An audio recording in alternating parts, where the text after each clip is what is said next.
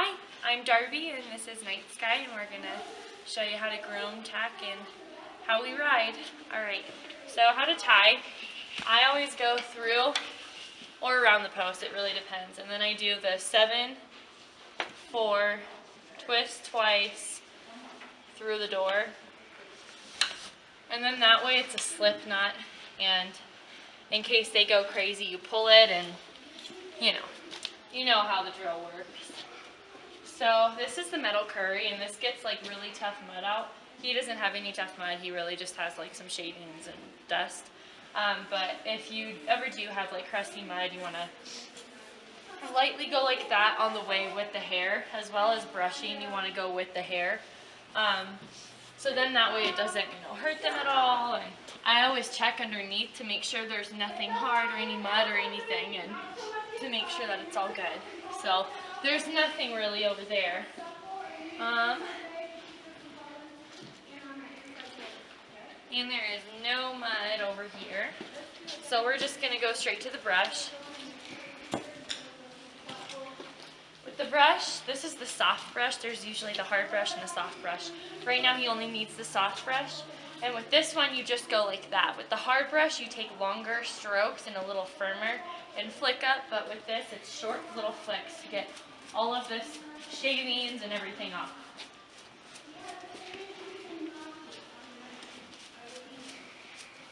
For once, I can say I'm actually happy he got dirty, so I can actually groom him pretty well and decently for this video. Hi, dude. You knew what you were doing.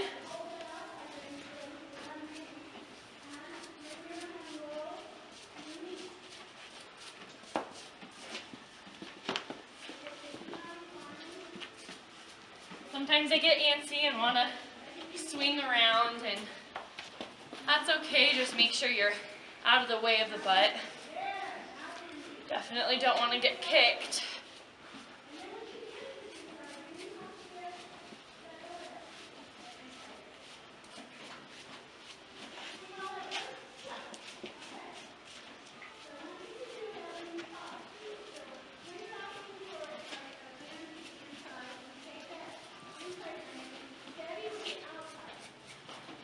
And I always start from the front and go to the back, because if I go to the back and then do the front, it's flicking dust right on the back, so it's like the defeating the purpose kind of thing. Alright.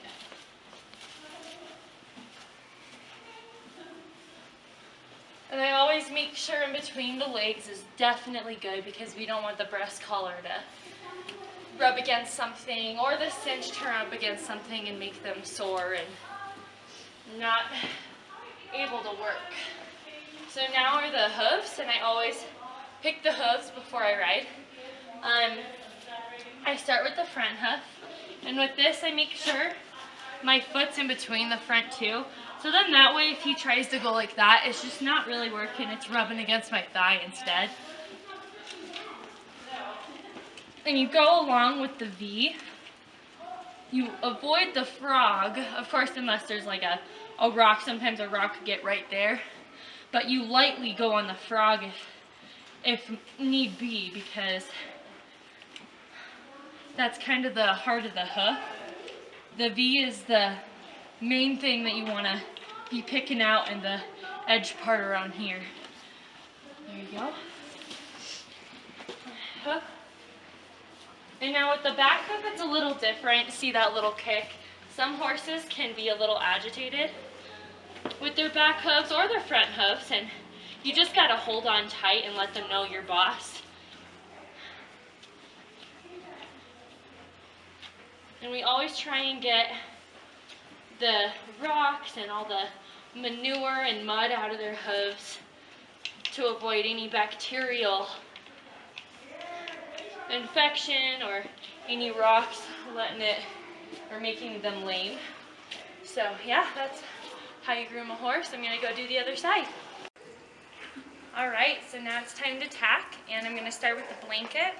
Some horses can be spooky with the blanket, so if they are, I let them smell it first. He's good. Sometimes he moves though because he doesn't want to work. So today I sense it's going to be one of those days. And when I put it on, I usually do it slow, just, you know, so they don't spook. And I rub it a few times along with the hair to just make sure it fits right. You always want the saddle blanket to be about halfway in the shoulder. So next is the saddle.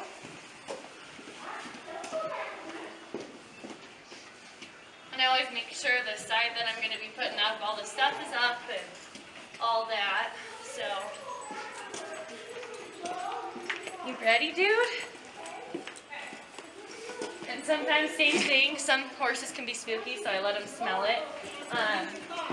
And today is going to be one of those days. And I mean, sometimes they're going to move with the saddle. I mean, can't really help that, huh? But it's all right. Just do it quick, but not too quick where it spooks them. So now I have to have him move because I cannot see the saddle. And I bring all the stuff down on this side so it doesn't spook him when I like flop it down and everything. And I make sure the saddle blanket and the saddle are even. And whenever I'm behind him, I always stay really close because it's easier to kick and hurt you when you're this far away versus this. It's kind of like stay close to your enemies kind of thing. All right. And whenever I crouch down, I make sure I'm crouching. I'm not going down on my knees because it's a lot slower when you get up that way than when you're just crouching.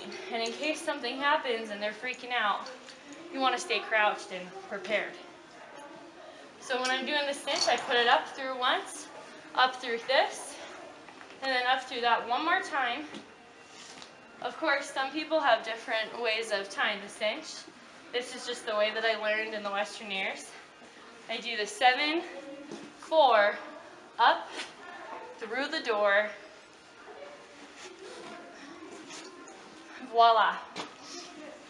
And then I get the second cinch, which this is my barrel cinch. A lot of saddles don't typically have these. You just want to keep this one super loose because it's not so it stays on, more as just to give it extra support for barrels and such.